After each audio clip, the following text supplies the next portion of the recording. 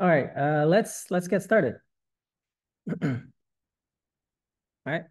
Uh, First of all, hello everyone. Welcome to our workshop today. This workshop is brought by KusionStack, which is an open source project that we're maintainers of. Today we'll go through a simple showcase to deploy and manage an LLM agent application with KusionStack. We'll begin with some basics and try to keep this as interactive as possible. We prepared an example, a very simple example, so that everyone in this workshop can participate and deploy your copy of it. Ideally, if you would have your OpenAI key and an AWS account, you should be able to run through the full demo. And rest assured, if you don't, you can still follow the first part of the demo regardless. First, a quick introduction about us, the presenters. My name is Forrest Chen. I have been at Ant Group for a little over a year as part of the team that maintains KusionStack. I used to work for MasterCard in the US prior to this, designing and building an Azure-based IDP that serves a large number of developers on a daily basis. My colleague here is Dayuan Li. He has been at Ant Group for 6 years, I think. And everybody say hi. Hi. And building large-scale application management platforms mostly. He's also the maintainer of KusionStack and the major contributor for the past couple of years. So about our agenda today, we will briefly cover the background before jumping into the demo itself, mostly so that we have enough context for the demo to make sense. We will talk about the challenges we're facing, specifically the unique ones at Ant Group that contributed to the birth of this project. We'll explain some of the basic concepts in Kusion, which is the platform orchestrator tool in KusionStack. Then we'll jump straight into a live demo that we hope everyone will be able to do the same and end up with a working agent application. So first of all, this is Charlie from It's Always Sunny in Philadelphia. Here are some of the common things developers care about during an application delivery. This is some real pain in real life because a lot of the cases it's tickets driven. You often see developers asking questions like, oh, how many systems are involved in my application delivery? How many cloud products are involved? How many people do I have to ping to get this done? Or how long does it take, right? We are all here today because we're interested in some of the platform technologies that can deal with this. Now, I don't know how many of you have heard of Ant Group. Some of you may have heard of Alipay, which is where Ant Group traces its root back to.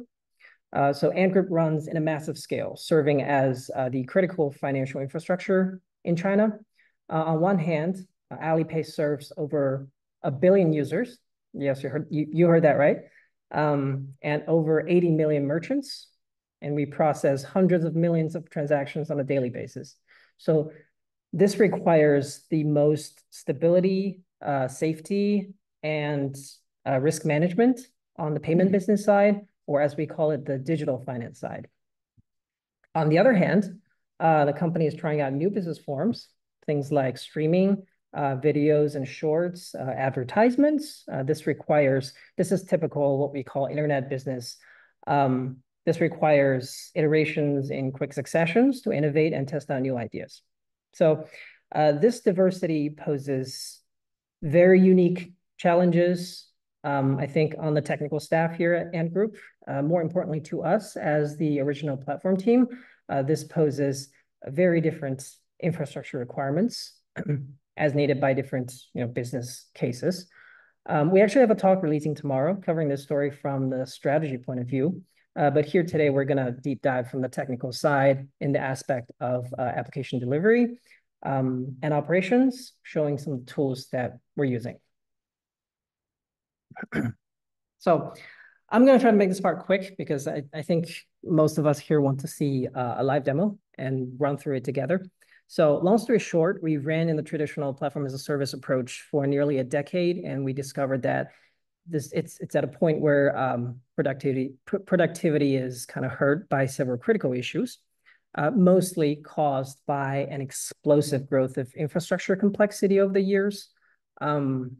from a developer standpoint, they're overloaded with infrastructure knowledge. From a platform standpoint, they become a bottleneck for exposing infrastructure capabilities. There's often more than one team, or actually quite a lot of teams involved in teamwork, and coordinations between different parties are usually hard.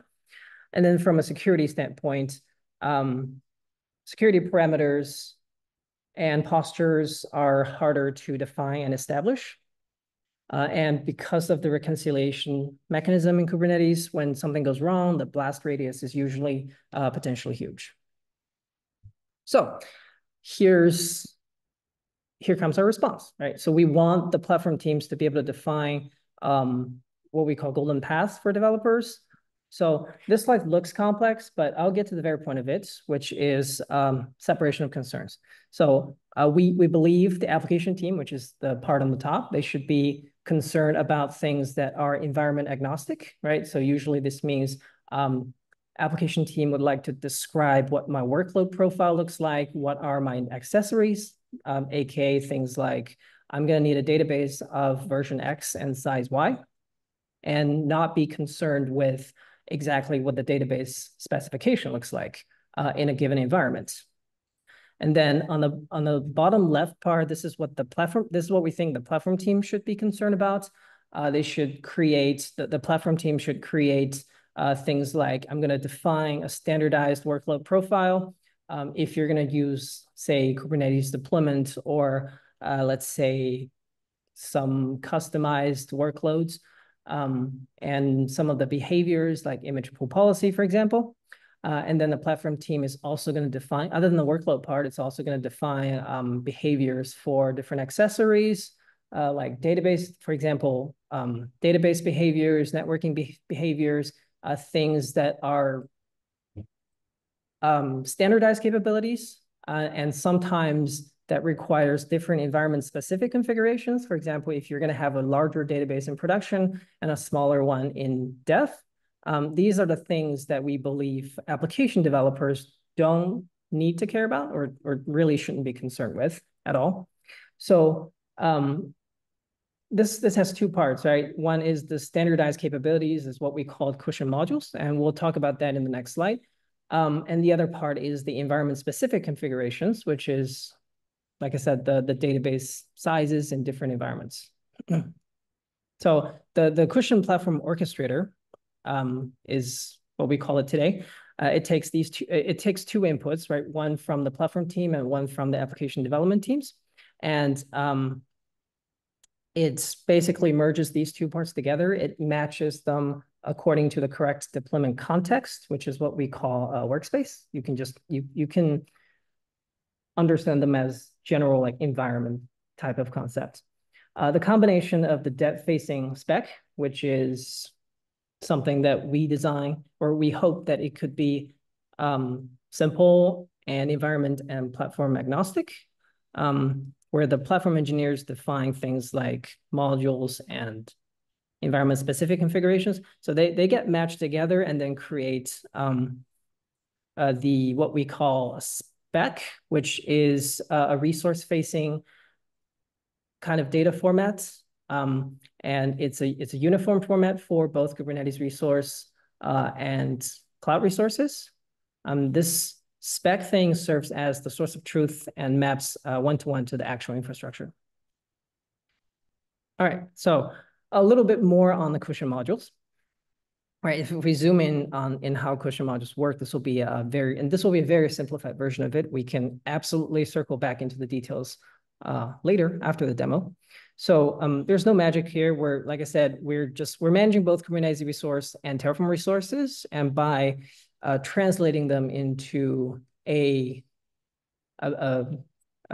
spec, which is, like I said, a middle layer kind of data format that encapsulates both.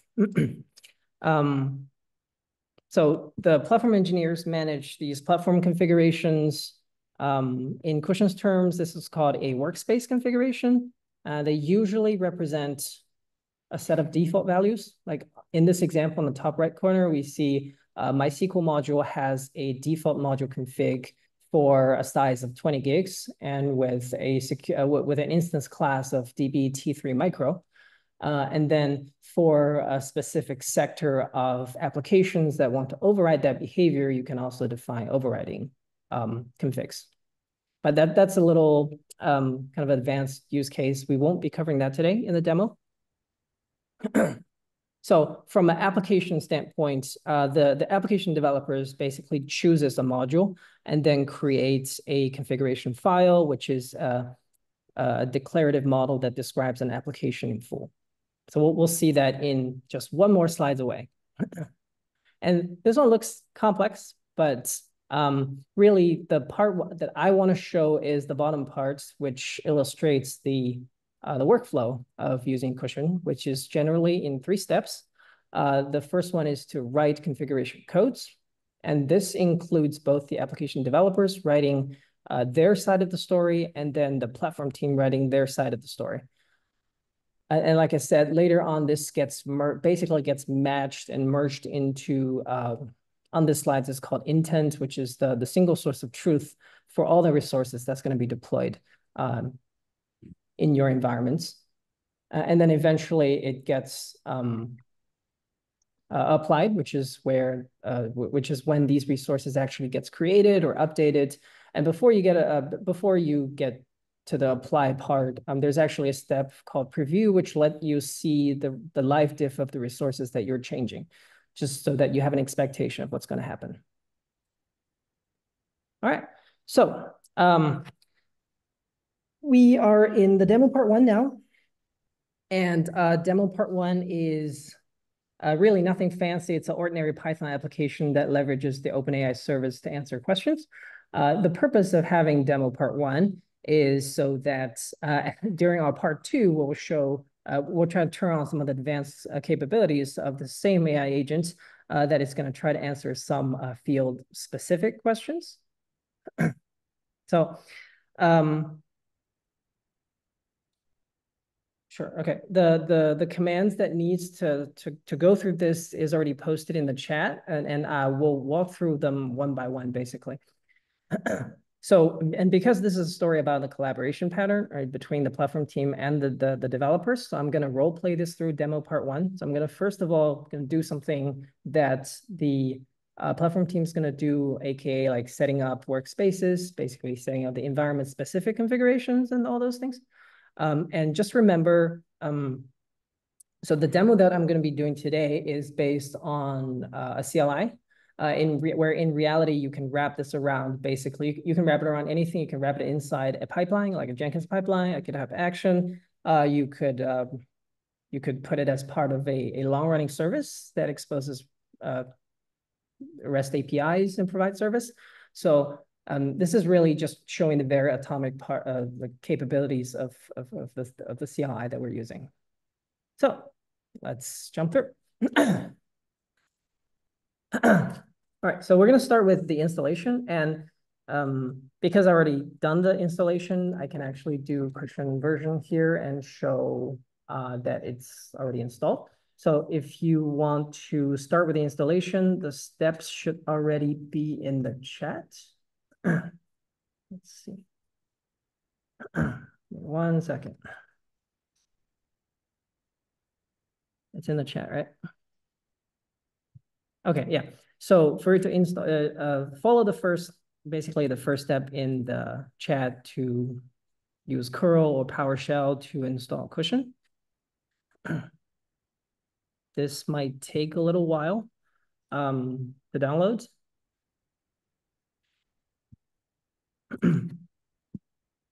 So I'm gonna pause here for, I don't know, 30 seconds for everyone to catch up on the installation.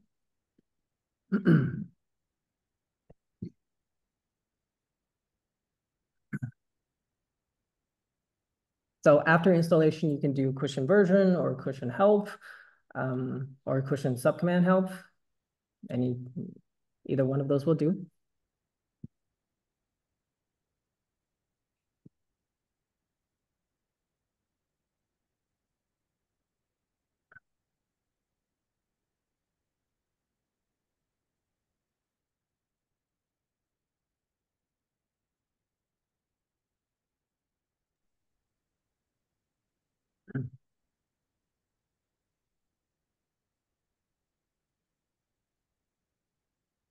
All right. If the installation is done, or if anyone needs time, you can raise their hand now, and we can see if there's any sort of problems during the installation. Otherwise, we'll proceed. The next step, let's see, let me wait for a little while.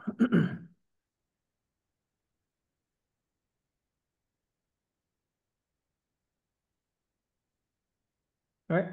So now step 2 would be to compose a set of configurations, both from the application side and from the platform engineer side. In this case, we have an example created already, and we've uploaded to GitHub. So in this case, my colleague here just posted the link to the repository named config, which is the repository that we hold all of our examples. So again, I guess, yeah, we already did the git clone, so this is I'm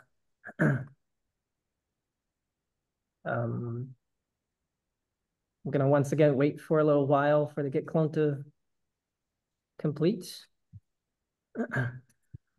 And see, okay, so now if you're inside the config repository, the subdirectory we're looking for, oh, actually, first of all, we're gonna do a git checkout to the correct branch.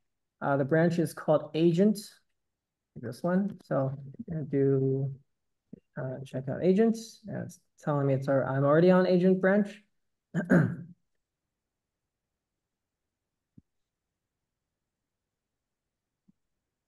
Okay, now that we are on the agent branch, the directory we're looking for is called example. And then if we go all the way down, it's example AI agent demo /dev. Now, if we go inside there, we should see, actually, you should see the first 4 files here without the kcl.mod.log file here. Ignore this one if you don't have it.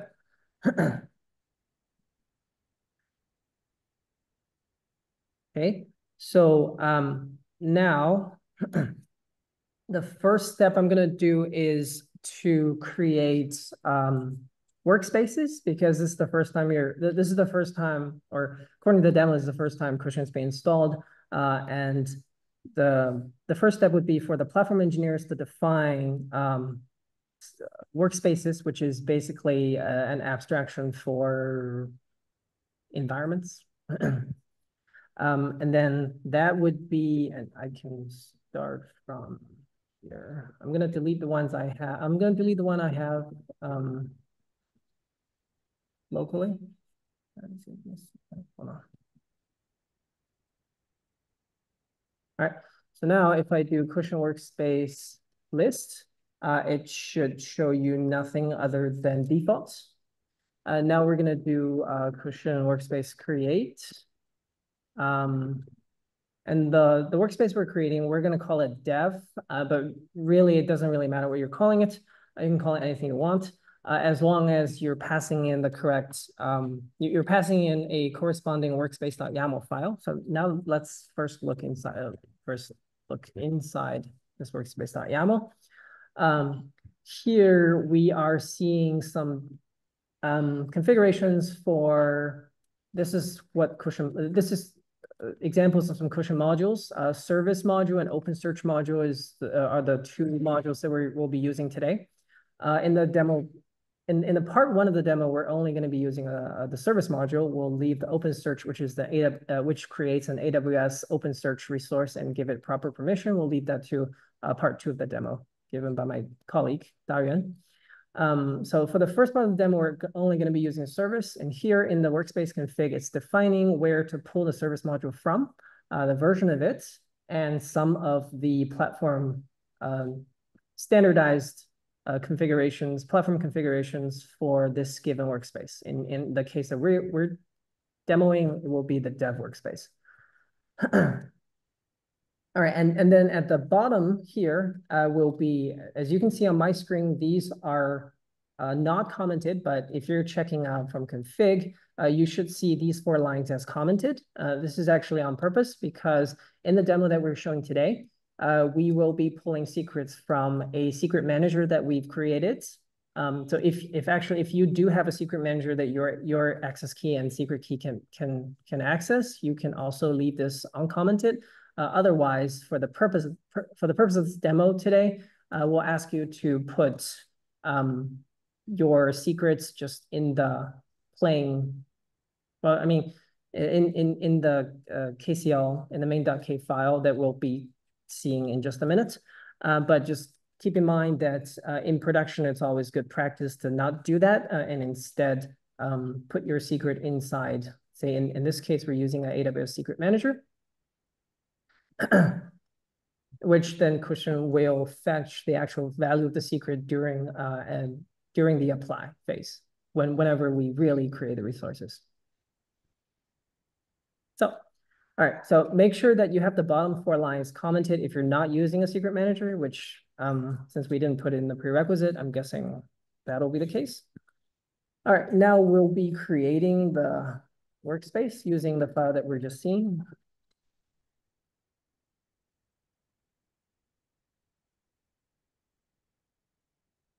All right, so create, now it should state that create workspace dev successfully. That means we have just successfully created this workspace. Now to confirm that, we can do a workspace show and make sure that this basically just prints out the file that we're just seeing, and this means it's being loaded into the Kusion backend. And now, once this file is loaded, you can also do, you might be wondering now as a developer, how do I know what is the list of modules that I can use to write my side of the configuration, right? So now you can do a Kusion mod list and then do a -- workspace dev because the workspace that we just created is called dev. And now, of course, if you renamed it, you can also change it here. You can change the -- workspace to your workspace name. And now you should see that as a developer, now I know that I have 2 modules that I can use to compose my set of configurations. And in reality, this may be tens or even hundreds of them, depending on, maybe not hundreds of them, depending on your actual use case. Now, from a developer standpoint, the file that they're working with inside this directory would be main.k, which is written in KCL or Kusion configuration language. This is a domain-specific language that we use inside Ant Group, and also it's also open source now and is part of the CNCF sandbox projects, but we won't elaborate that here. So now if we look inside this KCL file, you'll see actually mostly it's just key value pairs. It has some advanced features, but we're not diving into that today. So from a developer point of view, I'm going to define, say, this is my application image. This has been built and published already, so you should be able to just use this and it'll pull automatically. And then in order for the agent to talk to OpenAI, we'll need to pass in a environment variable for the agent application to consume. In this case, you're noticing that this is actually a specific protocol. This is Kusion specific, that you're basically writing this to mean that I want to reference a Kubernetes secrets, which is also managed inside the same KCL file. And we'll cover this in just a second. And here under containers, we're omitting a bunch of configurations. Like, for example, you can define your resource requirements, you can define your probes, things like that. But it's basically a simplified version of what you can define with the native Kubernetes deployment specification. And now down to this part, we are we're basically defining the secret to be referenced by the workload. And in this case, again, because we created our secret manager beforehand, we are able to reference an existing secret in the AWS Secret Manager in this particular format. Of course, Yep. In your case, if you do have your own OpenAI API key, then you can just set them here. Or otherwise, my colleague just shared an OpenAI API key in the chats that you can use to experience as part of the experience. So you can just paste them here in this particular field. And for the first part of the demo, this should be it. You'll notice that there's some OpenSearch stuff that's commented out. Those will, sorry, hold on a second. The system thinks I'm speaking Spanish, which is very funny. All right, so yeah, there's some commented out stuff about OpenSearch, which is part of the demo, which is demo part 2, which my colleague will cover in just a second. So now, so now we've gone through the entire main.k.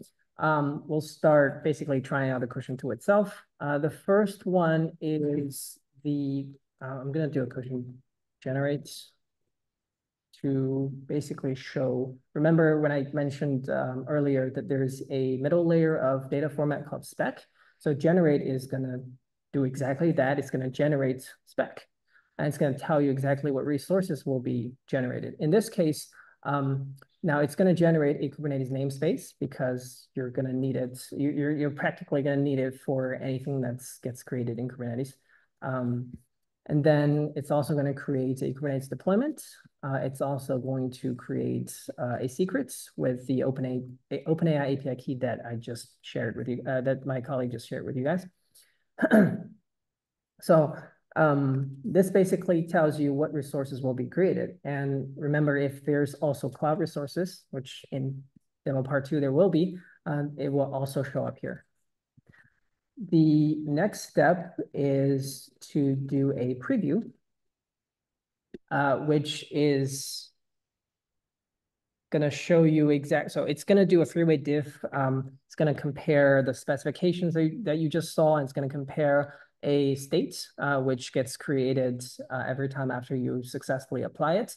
And then it's also going to compare what's in the real cluster, your real environments. And then it's going to arrive at some conclusion that this is the bunch of changes if you continue with this particular deployment.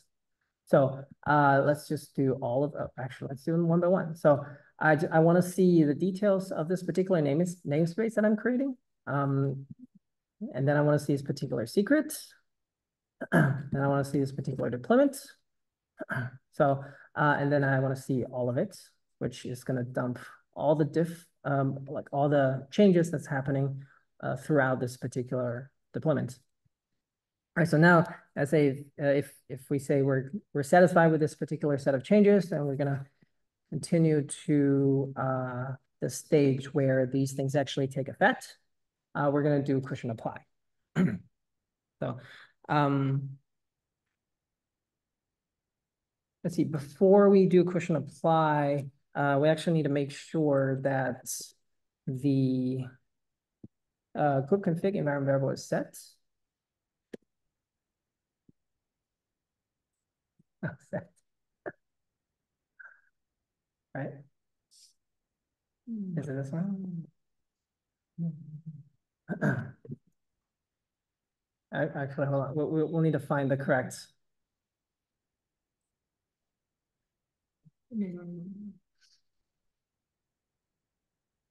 Sorry, give us one.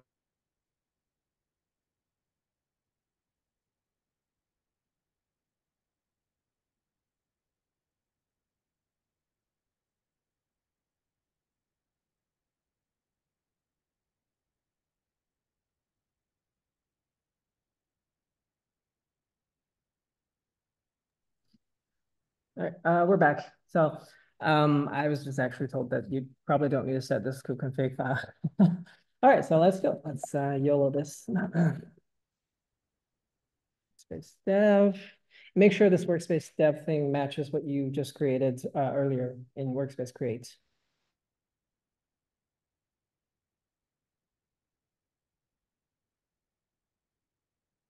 Okay.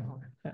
So just to make sure that you have, oh, actually, no, here's what happens there. I think Cushion will look for the file under your home directory under .kube/config. So if you have your kubeconfig located here, it should be fine. Otherwise, you should set your kubeconfig to what your kubeconfig file actually is. So, all right. In our case, we're just gonna go with Cushion apply, and it's gonna do a preview thing again, just so that it tells you exactly what's gonna happen. Before actually creating it. Now you can do the same thing all over again. You can try to display what the differences are. And then it'll ask you if you want to proceed with these changes. So I'm gonna go ahead and hit yes here. It is going to, here's what it's gonna do. It's going to do the apply. And then after the apply, it's going to watch for the status. So you might notice that here after the apply, the detail actually changed from ready 0 to 1 to ready 1/1. That just means that there is one pod inside this deployment, and it changes status from unready to ready. That's what it means. So it's gonna by default watches the resources that it's creating, including both Kubernetes resources and the cloud resources. For the Kubernetes resources, it's going to wait until those resources are in a ready status. Now I think those are only on a few Kubernetes resources that are native. So for those resources that actually has a definition of what's ready, like pods or deployments, replica set, things like that. So. So now we should have our resources created. We should have our applications created. And let's see. And then we're going to do a kubectl port forward to show that this to forward it to our local machine to show that it's actually working. I'm going to do this. And I need a browser window open. All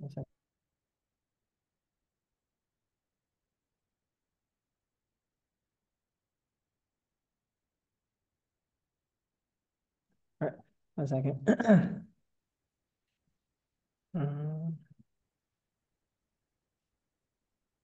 Dev agents, AI agent demo. All right, I'm gonna do, hold on. I'm gonna do pod instead. All right, here.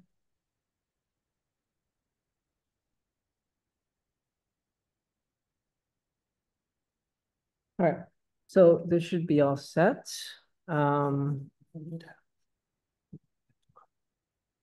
Okay, yeah. So we're gonna do some validations to make sure that this agent actually has been deployed. And this includes, we're gonna ask the agent some questions. We'll start with the ones that, so we'll start with the ones that actually it can answer, which is some general questions, like who are you? Right, hold on 1 second. Okay, yeah.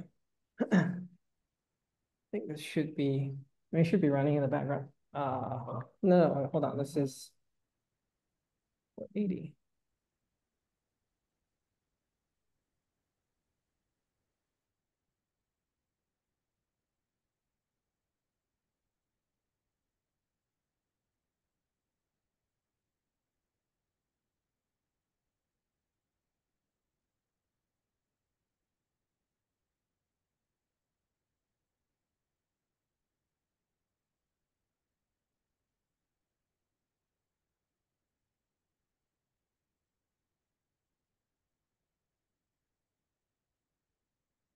Right, getting the wrong port, getting to the wrong port.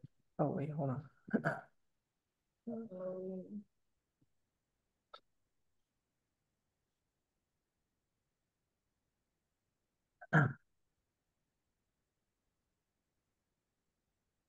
oh, this is,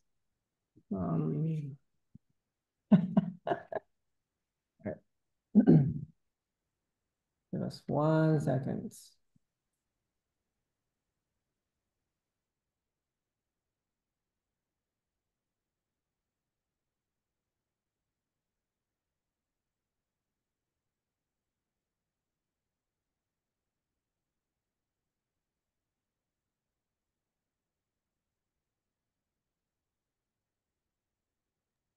All right, we're gonna do some real time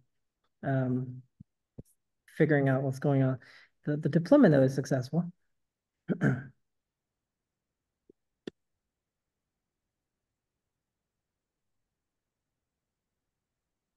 think this is something wrong with the quotes, maybe. I'm gonna just ask. Okay.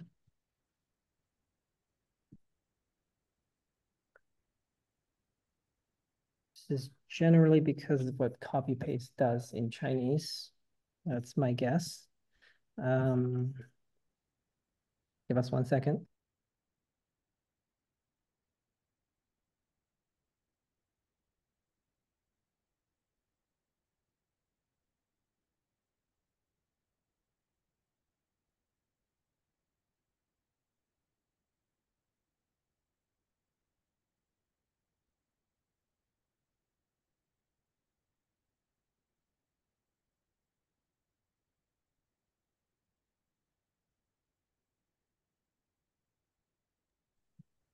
Okay, yeah, so I don't know what was happening with the first one. I think it's something wrong with the quotes, but now it should be working. I swear I did not do anything on the other screen. But yeah, so here we're gonna ask it something like, how are you? Yeah,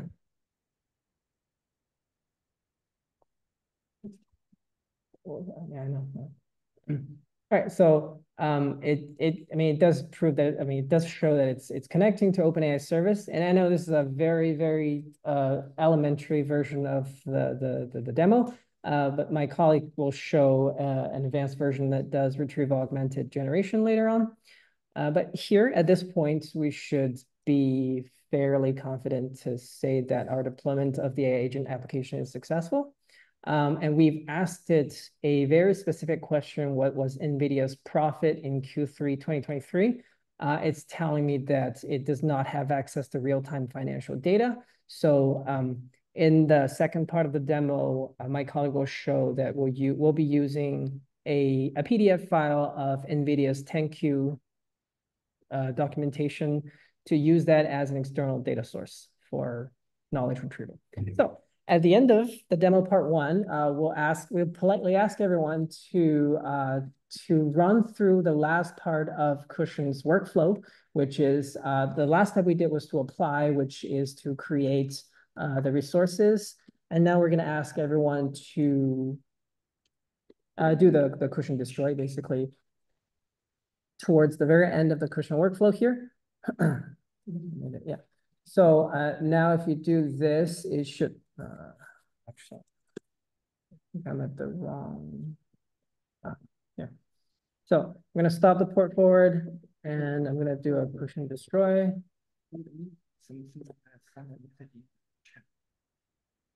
Oh, do you have written somewhere all commands you typed, for example, the commands for preview for apply? Yes, absolutely. I will be posting them in just a minute. And once my colleague takes over to show the part demo 2, I will be posting the exact commands that I was using inside the channel. Does that sound good?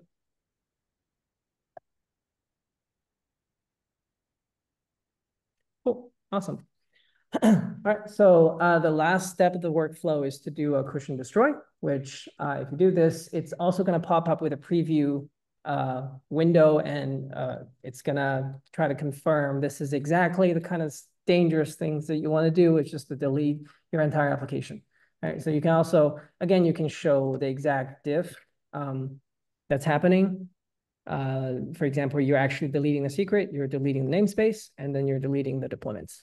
So now if I select yes to the question, do you want to proceed and destroy these resources? I select yes, it's going to basically destroy the application that we just deployed. Yeah. And that concludes the demo part 1. So demo part 2 includes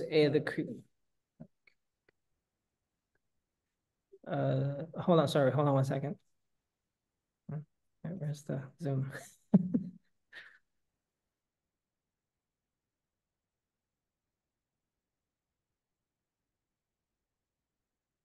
All right, so part 2 has a lengthy process to create an AWS OpenSearch that takes like 15 to 25 minutes, depending on the situation. So I'm gonna hand it over to my colleague here, and he's gonna start with demo part 2. He's gonna press the button first, and then we'll have about, I don't know, do you want to do Q&A now or later? Later. Okay, so he's gonna talk about his demo part number 2, and then we might have some time left when we're creating the OpenSearch, and then we can do our Q&As during. So appreciate everyone for watching the demo part 1. I'm going to hand it over to Dayuan. Okay.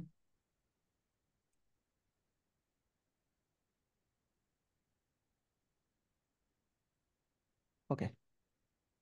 Thanks, Boris. Hi, everyone. I'm Li Dayuan. You can call me Daniel. I'm the maintainer of KusionStack. In the first part, most of the concept and the philosophy and workflow have been introduced by Forrest. So in the second part, I would like to introduce some advanced features of Kusion. It's about deploying an AI agent in Kubernetes and cloud.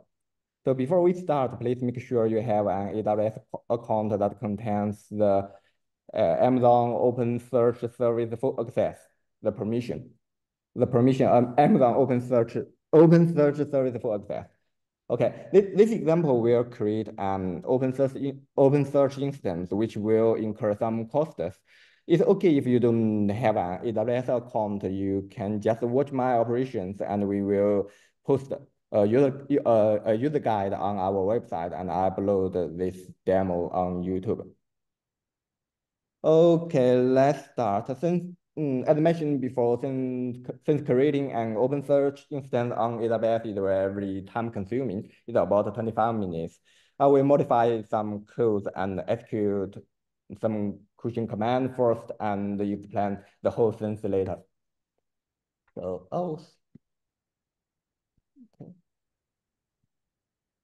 okay. Let's go back to the main config. I will uncomment all the environment. This means enable the RG. If you do have a AWS account, you can replace your AK and SK token here, just like the OpenAI one. And I will uncomment this and the accessory.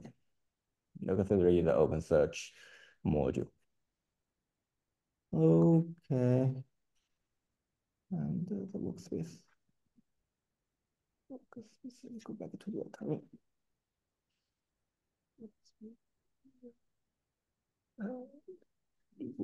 Do I need to uncomment some lines in the workspace YAML? I think so. Open the tab.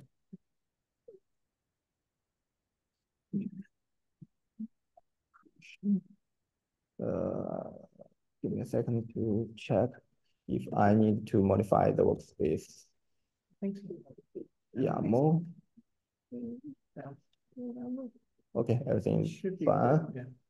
The security store have been commanded. Okay. As you can see, the first part of the YAML is the OpenSearch. It means OpenSearch module. It provides since it's a demo module, it just provide a provision OpenSearch in the AWS and make some connections to the workload. Here is the default configs. You can just use the default values and do not need to change the values. And the statement is something related to the IAM. If you do not understand this, that's fine. Just keep the values here. And we go back to the workspace. Okay, Kusion preview. I just execute the Kusion apply. Let's see what happens. 没点可以给我吗？ Yeah, I think. Make sure I have changed. Yeah. Okay. Okay. Let's see the details.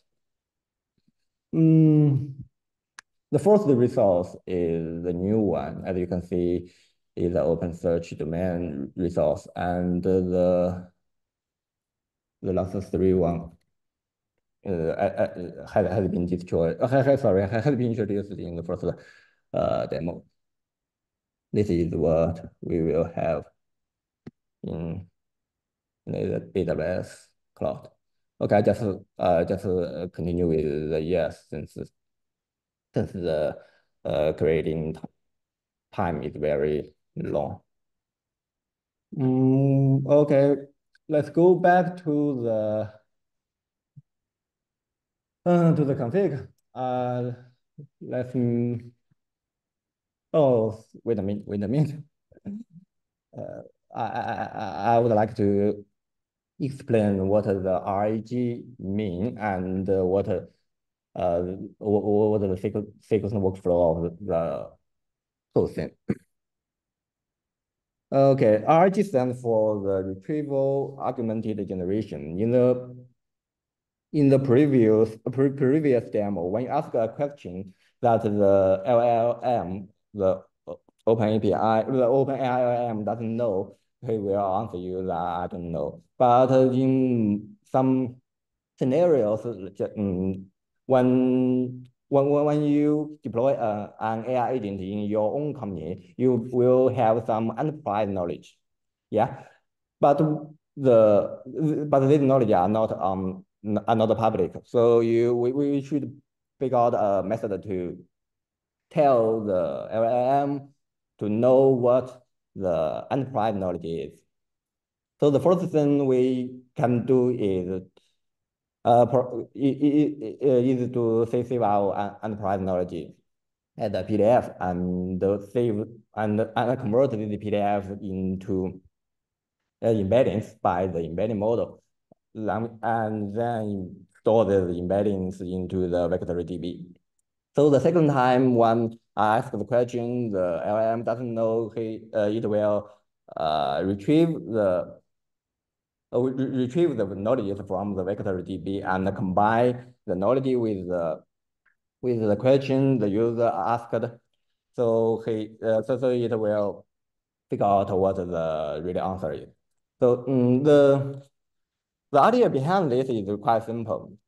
If the LLM doesn't know something, you provide him what he should know, then he will tell you the answer. Okay, and the second part we will work through the Python code. The Python code is the AI agent. You can find it in the src directory. And this code is what the image we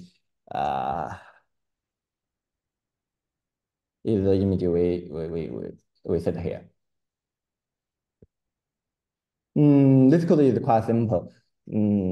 At first, we define some environment variables and some functions.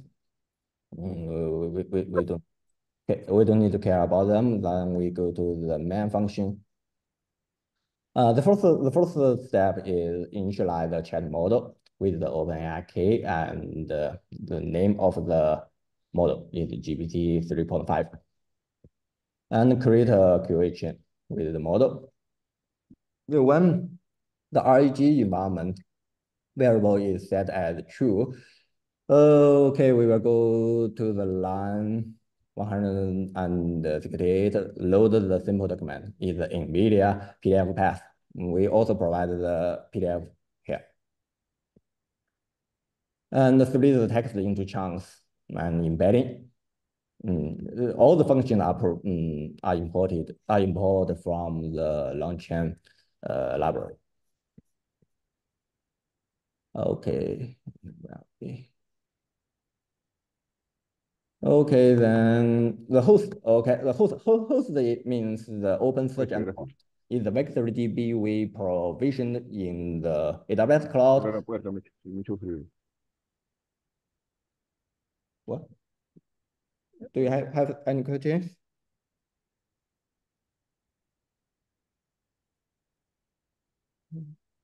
Any messages in the chat? I'll see any.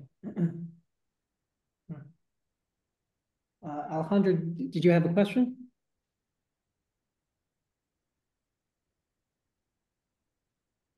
All right, let's proceed. Okay, let's proceed. Continue. Okay, the open search endpoint, as you can see, is also get from the environment, and this value will be set. Hello? Okay, continue. This value will be set by Kusion automatically. Okay, then is the real whole endpoint of the open search instance in the AWS cloud. Okay, since we have this host URL, we can set up the client and check the index we need if it exists, and set up the vector database. Okay. Once the vector database is created and the document has been embedded, and all the values have been stored in the vector database, we can create a retrieval QA chain. It's also provided by Longchain, the library. So it's quite simple, right? And we run this code as a web service. Okay, the second part is, the third part is the API configuration. As you can see, I have just uncommented some environments. RG enable means I want to enable the RG and ask a question. Ask the question, and the LLM will retrieve the document from the vector DB and open search ACK and SecretKey. Is a reference here. The reference from a secret. The secret in this case, the secret is a Kubernetes secret, and the Kubernetes secret is ref from the AI agent open. From the reference here means that the actual secret is stored in Amazon secret management. I will explain this later. You must be a little confused about why there are so many environments here. Let me explain this.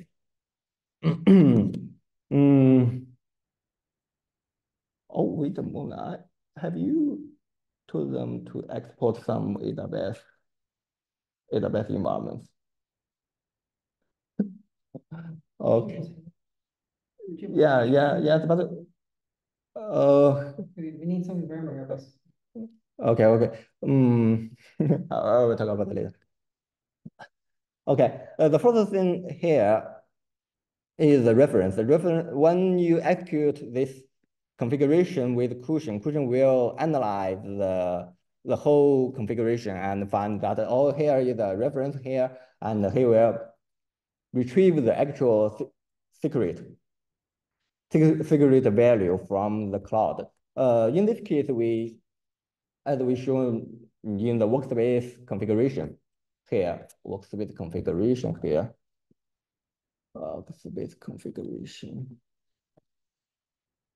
here, we set the secret store at AWS. AWS means that it's a Amazon secret manager as the secret store. But we also support some other secret stores like Vault, Azure, and other cloud. So the reference here just means I want to retrieve, tell Kusion that you need to retrieve the actual secret and replace the secret here. Okay, all the three values are the same. And once these values are replaced with the actual value, and Kusion will, as you can see, it's a secret block. All the data here will be converted into Kubernetes secret. And by that, the workload can reference the secret by this reference. And the question will replace this with the value in the secret. Okay, let's go through this again. The first question will retrieve the actual value from the cloud and replace the value here and convert it into a Kubernetes secret. And second, question also will replace the value here in the environment from the value of the secret. Okay. By far, the workload will know the workload in the Python code line here, OS get environment by the key will get the actual value. Have you sent the wait a minute. Okay, the message has been sent to the chat. I forgot to mention that if you want to provision OpenSearch instance with your own AWS account, you also need besides these values, you also need to export some values in your local machine, the AWS AccessKey ID and AWS secret key. You can also send the export the environment of the Windows format. These values are set into your local machine is because we leverage Terraform to provision the cloud resource. These values will be used by the Terraform. Okay, let's continue. Let me check if the provision have finished. Oh, it has been 11 minutes and it's still. Okay, what? The question is, will this meeting be available to guests? If you have the ability to invite someone, you can absolutely pull them in. If you don't, you can post the email that you want to invite, and then I will send the invitation. Also, can they just click the link you sent to the Slack? And I remember you said. Yeah. There's also a link of this meeting in the Slack channel that you can distribute. So yeah, absolutely. We welcome. Yeah, we welcome. Feel free to invite anyone you think they will be interested in this workshop. Okay, let's continue. Oh, and also, if you mean it will you be able to access the video recording of this? We'll post this on YouTube after it's done. Okay. Since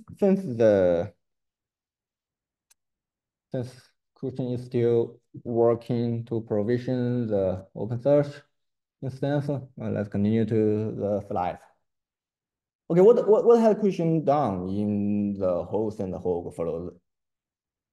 Kusion provisioned Kusion provisioned one cloud resource in the vector database, but it leveraged another cloud resource, AWS Security Manager, to store the extra secret. And it also provisioned the sorry, the Kubernetes resource, provision the Kubernetes resource like deployment and new system. This is the first step what the Kusion has done.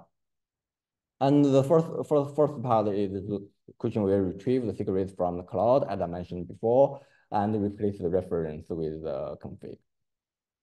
And the third step is Kusion will inject the environment variables to the workload. After the provision has finished, I will show you what does the injected environment variable mean in the in the spec. The spec. You have mentioned the spec, right? Yeah. The middle layer of the Kusion. It just we regard it as a single source of truth. Okay. Oh, yeah. We have created the 4 resources and the open search instance have been created. Okay, let's check. kubectl get deploy. Oh.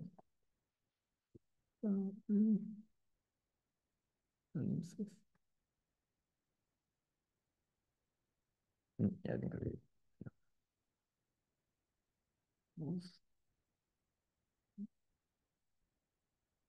code and report is running. Port forward.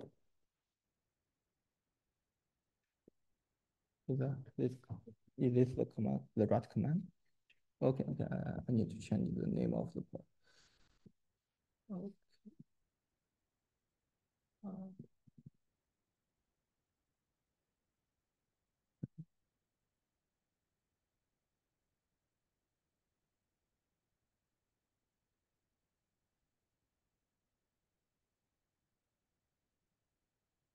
Okay, is that right? Yeah. Forward. Okay, let's go to another tab. Yeah. Okay, I will. Sorry, I will ask. Have you logged into the AWS in this computer? I can show you that the open source. Okay, we just continue to finish the demo, and if we still have time, I will show you that the open search have been created. I will ask the same question asked before, and let's see what happens.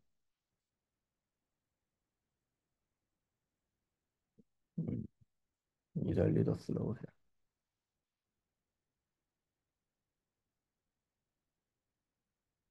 Yeah, it worked.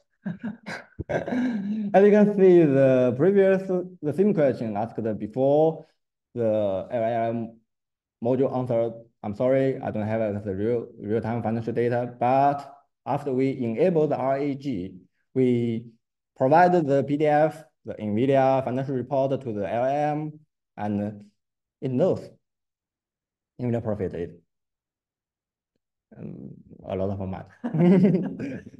A lot of money. Okay, yeah, I can count. Okay, this is the part 2 of the demo, and we still have some time. I can show you guys that we actually created an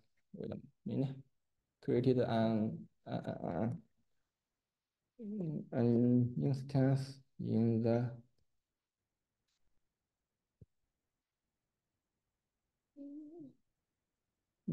can you see my screen? Yeah, this page I have opened before. You can see that there's no domain here, but if I refresh, see what happened. Yeah, it's correct. And up to date. Go to the details.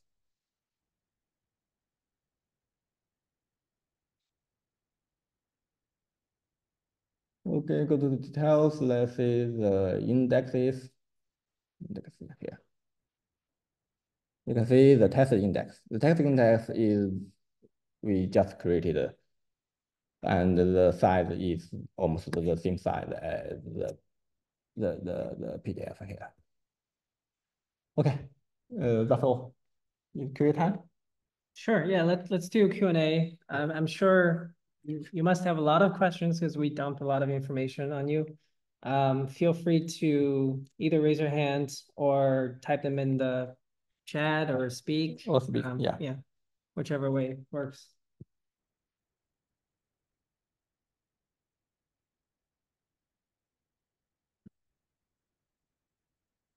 Hello? Hello, can you hear me?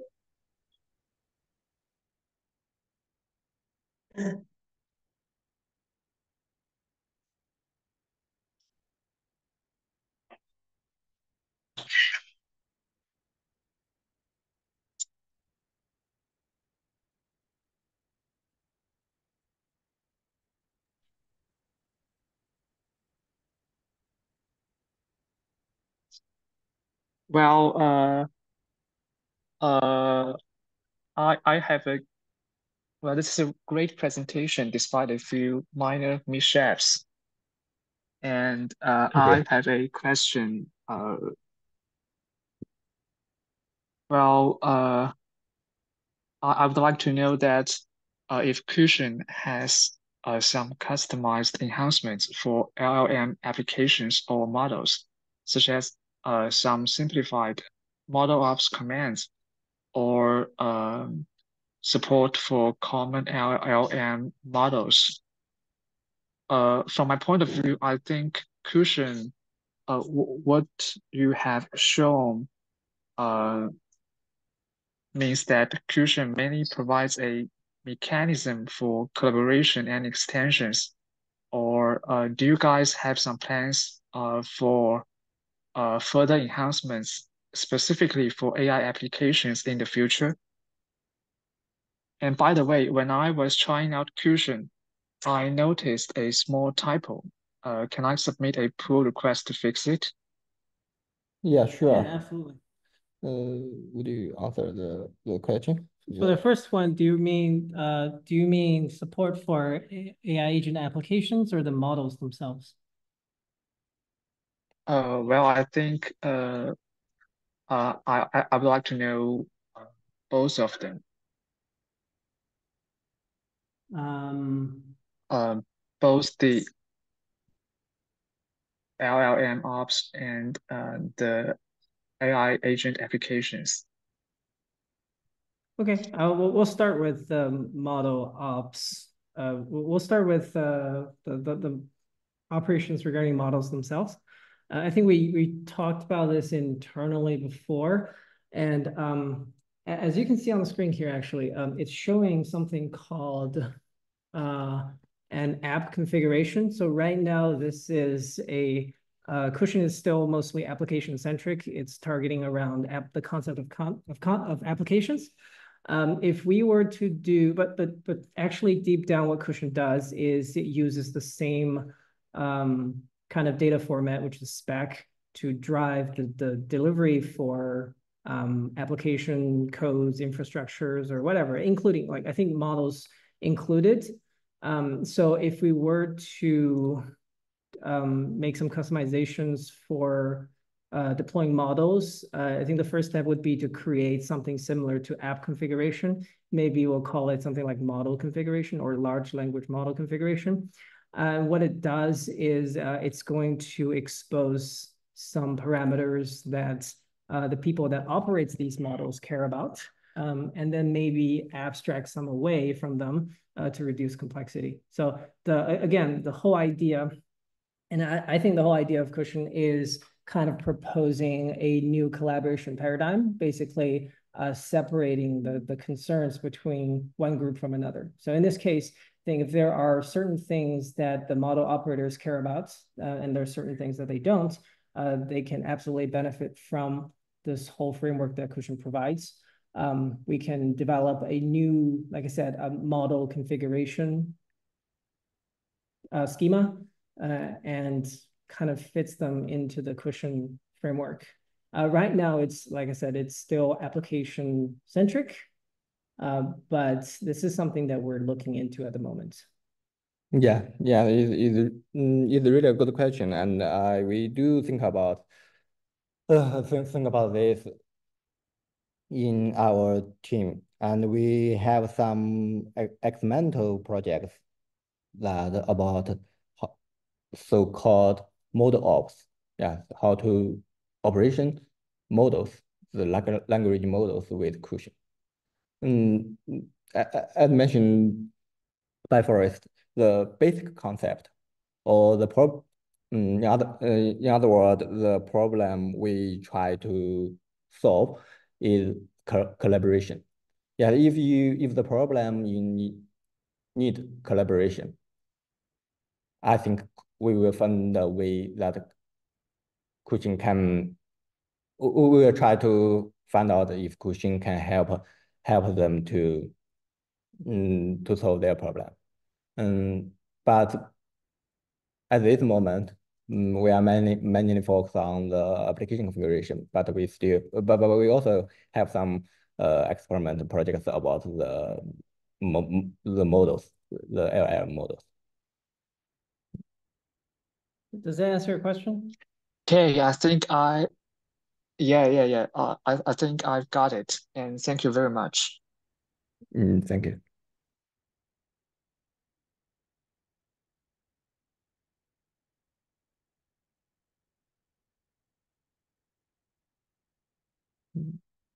Anyone having other questions?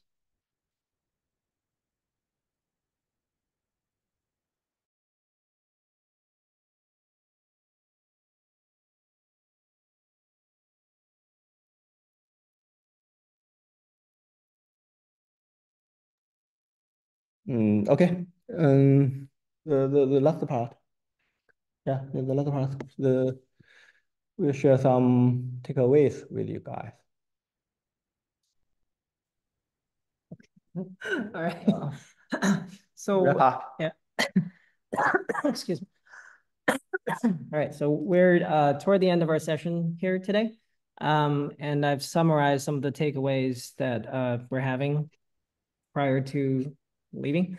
So the challenge we're facing today is that developers are overloaded with infrastructure knowledge. And the reason it's a big pain point is that it kind of slows down innovation. And also platform kind of became a bottleneck when trying to meet the growing business requirements, and that needs to be re-architected to create more productivity.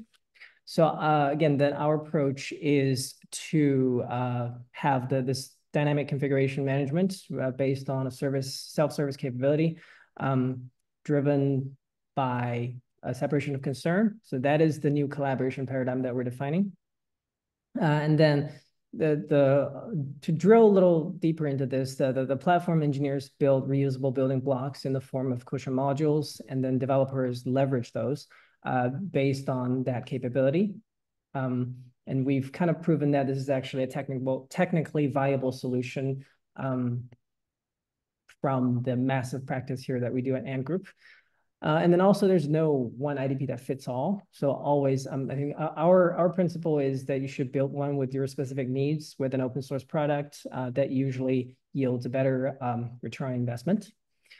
So again, and this is kind of my personal summary today. Here's the essence of this Cushion demo today is that we think developers can self-service a new collaboration paradigm that is mostly protocol driven instead of people driven or tickets driven. When you try to go locate people from infrastructure team, from the platform team, ping them and say, can you do XYZ for me? So that's kind of the major takeaways that we have here today. And then on the last slide, we have some ways to find us after the session today. And again, like I mentioned earlier, the recording of this session will be uploaded to YouTube. And also you can find us on GitHub. You can find us on Slack, on Medium, on Twitter. or you can reach out to us personally. I'm going to post our email addresses in the chat as well if you have more questions tomorrow. So yeah, I think that's it.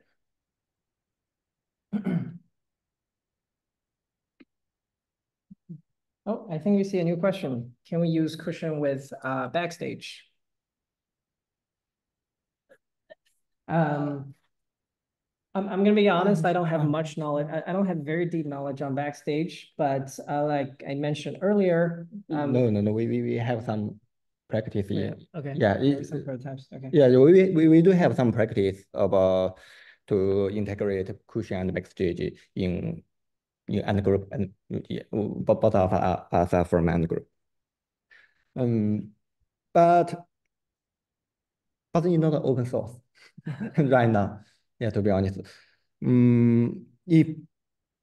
If we have some more details that we need to ask for permission if we can share some more details about how to integrate Cushion and the Backstage.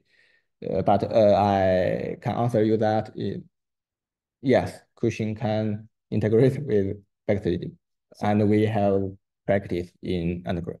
Yeah, so what I was saying earlier was that I think Cushion as a CLI is actually fairly easy to integrate with pretty much anything. Like I mentioned, you can wrap it inside another service. You can wrap it inside a pipeline of any sorts. So it's really lightweight. And like we showed you today, and I'm hoping that people can actually, people were able to follow our demos today.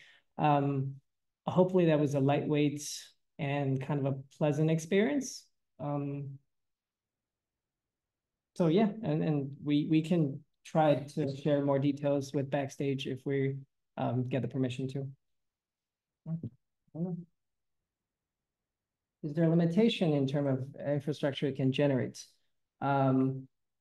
That's a great question. So I think we very briefly mentioned it with all the infrastructure, like if we're talking about infrastructure outside of Kubernetes, all of those are driven through Terraform providers because we figured that there's really no point to reinvent the wheel there.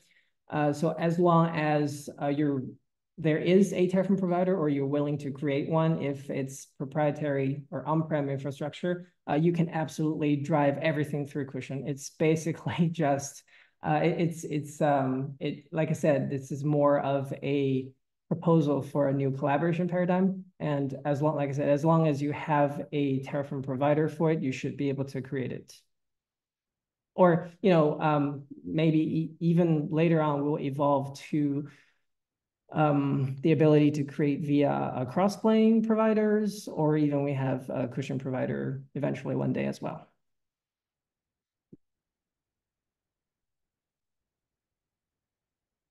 Does that answer your question? Awesome. All right. So I have posted our one more question. Supports all Kubernetes config. All Kubernetes resources. Yeah, you mean Kubernetes config, that means all the Kubernetes resources, all the Kubernetes manifest. Is that right? Yeah, it's about all the Kubernetes. So I'll explain a little more here. The prerequisite for it supporting all the Kubernetes config is that you will need a Cushion module for the corresponding resources, right? Yeah, we have some built-in resources in our Cushion, some built-in Cushion modules. You can find all the Cushion modules we have supported in the catalog repo. Yeah, in the KusionStack group. And I'll post it. Okay. But yeah, my colleague will send the Git repo to the chat. So we'll provide some out of the box, but for example, for CRDs that you use in your own company, you're going to need to create a Cushion module of your own that generates the Kubernetes manifest for that particular kind of CRD, and then do the Cushion apply. So it does support it, but you'll need a corresponding module for it. Yeah, the idea of Cushion module is to standardize and simplify the infrastructure. Yeah.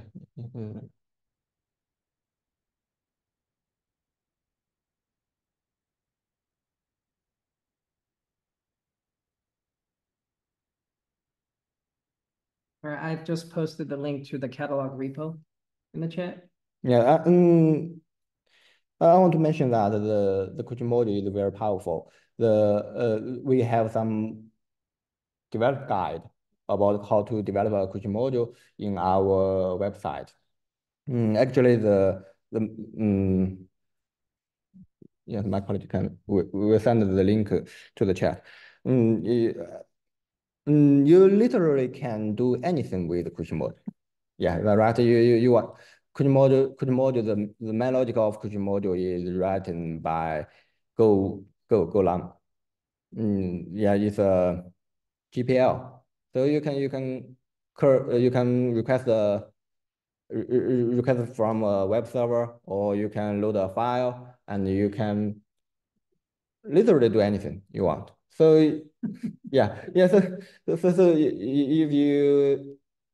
you want to build your own Kusion model according to your own business in your company, I'm sure Kusion module will help you. Yep.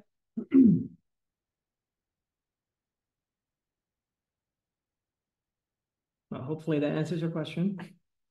All